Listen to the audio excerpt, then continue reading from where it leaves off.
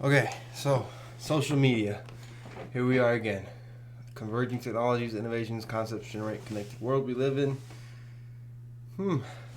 So I did my blog post before I'm doing this video.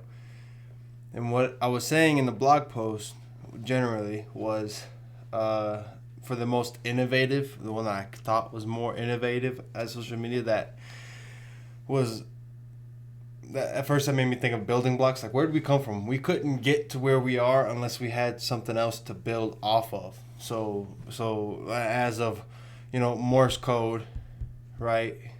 We had to start somewhere. So Morse code was like one of the starting points. I mean, I guess you wanted to go back to that smoke signals that was in that list that I read before, but Morse code was a good building block. And then we just went further with it, especially when so how do I say this? You know how CompuServe. I found out the Genie and the Usenet. Learned about those a little bit. That was before the World Wide Web, and it was its own. It was like I don't know. I guess it was like a smaller version of the World Wide Web. I think the Genie only had, if I remember reading right, from my memory serves me, it only had a 350,000 users, and then the World Wide Web kind of came in and made it obsolete.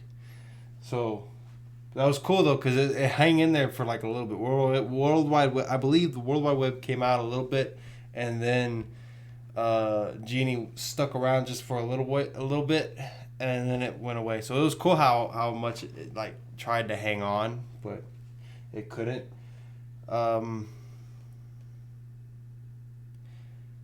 Social media went into like 6degrees.com, which I think was supposed to be a dating site. It was one of the early ones. But one of the things that I really found out that was really cool that I really stuck to me was the Palace.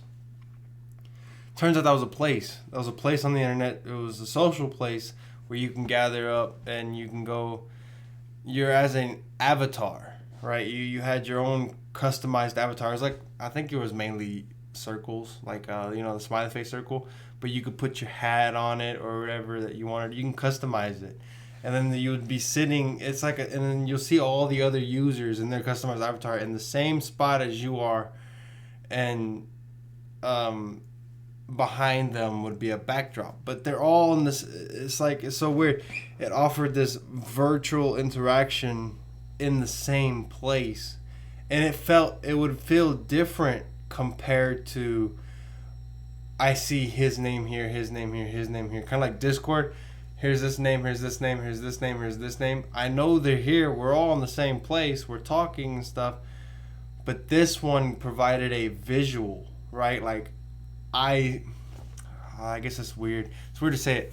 I think it offers a different feeling because you could see the person's avatar in like a 3D form-ish. It would look 3D-ish, and you are all there and talking, and I thought it was cool because the idea of virtually existing somewhere, I didn't know that it went that far back in like 1994. I thought our idea of virtual existing somewhere was when virtual reality was coming out. So we have this other cool place. I think it has the same exact idea as the Palace. It's called, VR Chat. VR Chat is a video game, but it's in virtual reality, and I consider it more of a social place, social gathering than an actual video game. It's like, hey, I'm gonna go to VR Chat. You can go to VR Chat. We'll meet up. We'll go explore these different worlds together. I have my avatar. You have your avatar, and we're walking inside the world. Whereas the Palace, since it was like one of the first ones there, it didn't, that we didn't have the capability of actually going inside of it, but the idea was the same. We're virtually here in the same spot. You have your avatar, I have my avatar. So I thought that was really cool. To me that was the most innovative because of the similarities it shares with today's virtual reality, the concept. Anyway, and then so converging to, so it connects the world differently, for one. So like, not that you would go to VR chat for business type related things, like, oh hey, I'm gonna go meet my boss in VR chat, we're gonna go hang out on the Titanic, and we're gonna talk about business strategies. No, that wouldn't be the case. But I mean, for VR chat to go the way it did socially, it could just tell you where things could go for business side of things too. It's like, so we can now meet up virtually. Let's say a different type of VR chat, just to provide context. But it's like, hey, I can't make it there. You can't make it. We could converse through video, which is the same thing, right? So like Zoom calls, it allows people to be at same places without actually having to physically be there. Like now with the video, my video now brings you to me, no matter where you are, home, in the car. You are not, well, hopefully you're not driving, but no matter where you are, office, my video now brings you, the viewer, to me. And I don't have to go anywhere. I didn't have to go do anything special. I just have to have a webcam, a microphone, and a computer. And you are now brought to me. And it could be vice versa as well. Same thing, VR chat does the same thing where you meet up socially.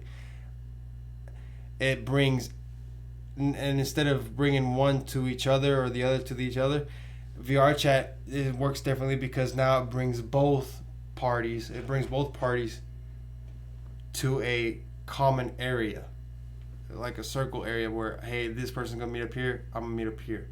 Whereas this way, it brings you to me to you directly. It'd be a little different. It's just a little slightly different, but not too bad. But